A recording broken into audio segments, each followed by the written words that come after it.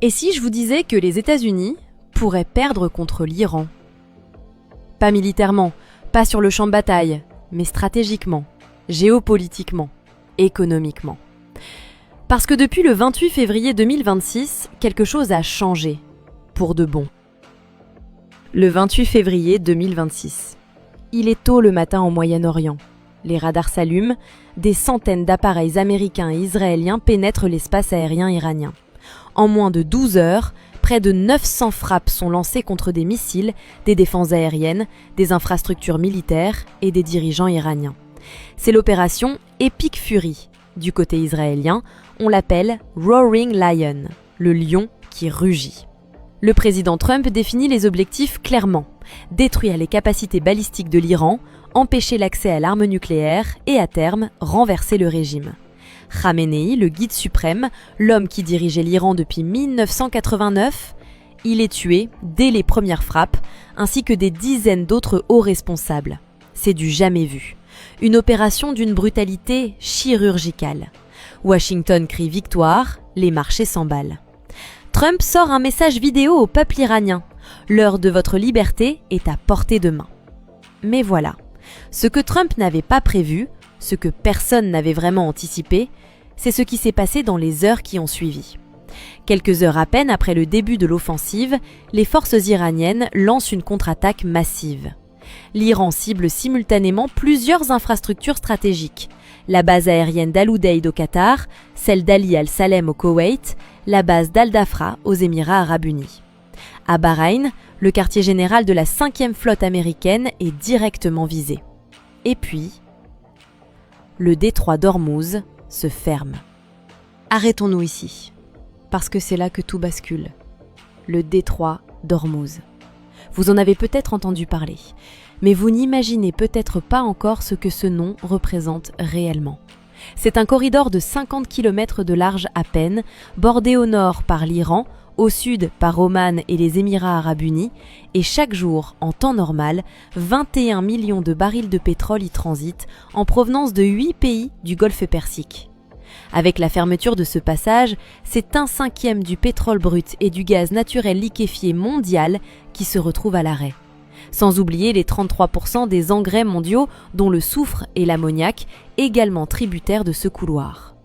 Maintenant, réfléchissez. 20% du pétrole mondial. Bloqué. Du jour au lendemain. Le prix du baril de Brent passe d'environ 72 $ à près de 114 $ entre le 27 février et le 19 mars, en moins de 3 semaines. Le prix du baril de kérosène, lui, a doublé. Les compagnies aériennes avaient prévu de consacrer 26% de leurs dépenses d'exploitation au carburant sur la base d'un baril à 88 $. Le 20 mars, il était à 216 $. Vous avez bien entendu, 216 $. C'est le double. Et ce n'est pas tout. 90% du pétrole japonais et 57% des importations chinoises transitent par ce passage stratégique. Pékin, Tokyo, Séoul, les économies asiatiques voient leur modèle énergétique s'effondrer en temps réel. Stéphane Garelli, professeur à l'IMD et à l'Université de Lausanne, résume ce que tout le monde pense tout bas. Les USA sont en général très bons pour gagner des guerres et assez mauvais pour ce qui se passe après. Donald Trump est perdu et c'est ça qui inquiète tout le monde. Voilà le premier point de bascule. L'Iran n'avait pas besoin de vaincre militairement les États-Unis. Il suffisait de fermer un corridor de 50 km et de regarder le monde brûler. Maintenant, posons la vraie question stratégique.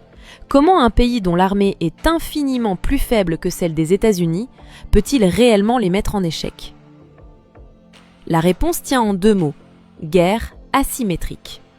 L'Iran ne cherche pas à détruire les porte-avions américains en combat frontal. Ce serait suicidaire. Non.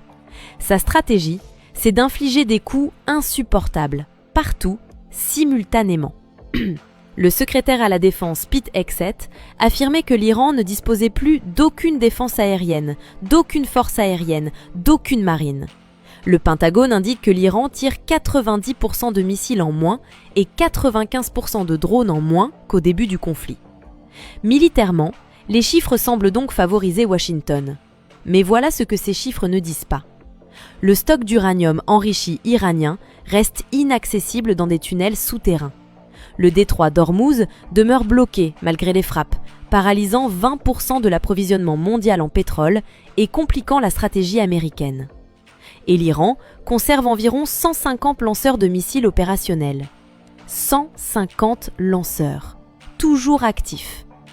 Après 3 semaines de frappes intensives de la plus grande puissance militaire de la planète, et ce n'est pas tout.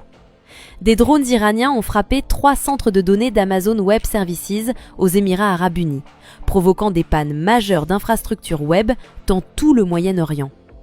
L'Iran frappe les data centers, l'intelligence artificielle, les communications. Ce n'est plus seulement une guerre de missiles, c'est une guerre totale.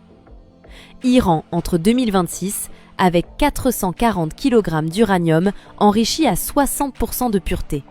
Suffisant, si enrichi davantage, pour produire potentiellement 10 armes nucléaires. Avant les frappes de juin 2025, Téhéran était à moins de 2 semaines d'enrichir suffisamment d'uranium pour une bombe nucléaire, selon les évaluations du renseignement américain. 2 semaines. Voilà jusqu'où on en était arrivé. Mais il y a une dimension que les médias grand public n'analysent pas assez. L'isolement croissant des États-Unis sur la scène internationale. Parce que Trump pensait mener une coalition. Il pensait que le monde se rallierait à lui. Il s'est trompé. Le Royaume-Uni, par la voix du Premier ministre Keir Starmer, refuse aux États-Unis l'utilisation des bases aériennes de RAF Fairford et de Diego Garcia pendant l'attaque contre l'Iran. La Turquie s'oppose à toute action militaire et propose de jouer un rôle de médiateur. Les Émirats arabes unis annoncent qu'ils n'autoriseront aucune opération militaire à partir de leur territoire. L'OTAN ne suit pas. Les alliés européens ne suivent pas. Même certains pays du Golfe, ceux-là même que Washington pensait avoir dans sa poche, se dérobent. Trump qualifie d'erreur vraiment stupide le refus de nombreux pays de l'OTAN de porter assistance aux États-Unis pour sécuriser le détroit d'Ormuz. Une erreur stupide. Voilà comment le président américain parle de ses propres alliés. Et pendant ce temps, Pékin observe. La Chine condamne les menaces américaines et appelle à un règlement politique. Le ministre chinois des Affaires étrangères Wang Yi avertit lors de la conférence de Munich sur la sécurité que tout conflit impliquant l'Iran aurait des répercussions sur l'ensemble de la région. La Chine ne tire pas un seul missile et pourtant elle est partout dans cette équation. Parce qu'en 2024, environ 84% des expéditions de pétrole brut passant par le détroit d'Ormuz sont destinées au marché asiatique, la Chine recevant à elle seule environ 1/3 de son pétrole par cette route. Pékin est donc directement impacté par le blocus iranien. Mais Pékin n'a aucun intérêt à voir l'Iran s'effondrer totalement. Parce qu'un Iran sous domination américaine, c'est un flanc ouest de la Chine sous influence américaine. Ce n'est plus seulement une guerre entre les États-Unis et l'Iran. C'est le début d'un rééquilibrage géopolitique mondial. Posons maintenant la question centrale, celle qui dérange. Les États-Unis peuvent-ils réellement gagner cette guerre ? Militairement, oui, probablement, sur le papier. Mais stratégiquement, c'est une autre histoire. Donald Trump hésite entre 3 scénarios. Négocier un cessez-le-feu, lancer un raid pour sécuriser l'uranium enrichi, ou proclamer une victoire et se retirer. 3 options. Aucune n'est bonne. Négocier, ce serait admettre que l'Iran a résisté. Frapper l'uranium, les sites sont enfouis sous terre, introuvables. Se retirer, ce serait laisser un Moyen-Orient en feu, une économie mondiale à genoux et un Iran qui, humilié, cherchera à se reconstruire avec une ambition nucléaire décuplée. Les frappes peuvent détruire des installations, mais elles ne peuvent pas éliminer la connaissance. Les 440 kg d'uranium enrichi restent non comptabilisés. Un régime successeur, de quelque couleur politique que ce soit, héritera d'un environnement stratégique dans lequel les arguments en faveur de la dissuasion nucléaire auront été renforcés, pas affaiblis. Vous comprenez ? En frappant l'Iran, Washington a peut-être convaincu le prochain régime iranien que la seule protection possible, c'est la bombe atomique. Et pendant ce temps, les tensions entre les États-Unis et Israël elle-même se fissurent. Malgré l'affichage d'une entente solide, des divergences stratégiques émergent entre Washington et Tel Aviv alors que la guerre entre dans sa 4e semaine. Trump s'est désolidarisé d'attaques israéliennes sur des infrastructures pétrolières iraniennes, affirmant avoir demandé à Netanyahou de ne pas frapper ces sites. Les alliés se disputent, l'objectif se brouille, et le monde entier regarde. Un gouverneur de la réserve fédérale américaine, Christopher Waller, confie sur CNBC qu'il envisageait de voter pour une baisse des taux d'intérêt il y a 2 semaines encore, mais qu'il s'inquiète désormais de l'impact de la guerre sur l'inflation aux États-Unis, le détroit d'Ormuz restant fermé. La Fed, la Banque centrale américaine, qui change ses plans à cause de l'Iran. Voilà la vraie mesure du pouvoir iranien dans ce conflit. Alors, qu'est-ce que tout cela signifie pour vous ? Pour nous, pour le monde dans lequel vos enfants vont grandir.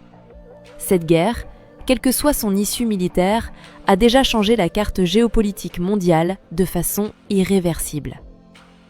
Premier changement.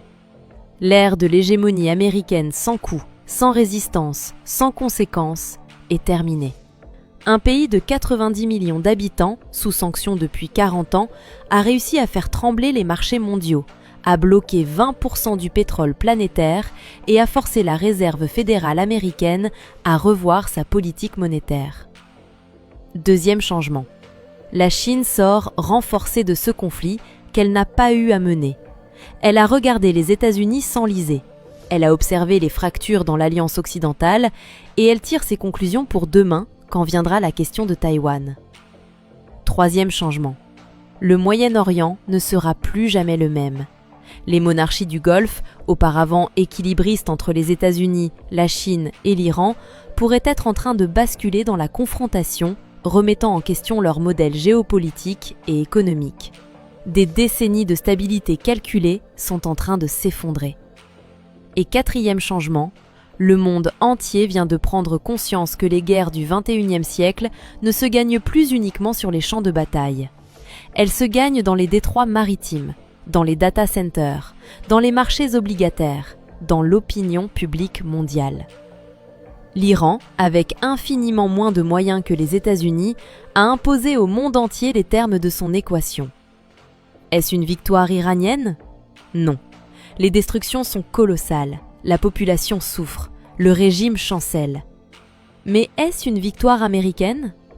Pas encore, et peut-être jamais totalement. C'est ça, la bascule géopolitique. Ce n'est pas forcément la chute d'un empire, c'est l'instant où tout le monde comprend que cet empire a des limites, et que ces limites viennent d'être visibles. Restez informés, parce que ce qui se passe en ce moment au Moyen-Orient n'est pas une crise régionale. C'est le début d'un nouveau désordre mondial, et il nous concerne tous. Abonnez-vous pour suivre l'évolution de ce conflit semaine après semaine. Activez la cloche, ce n'est que le début.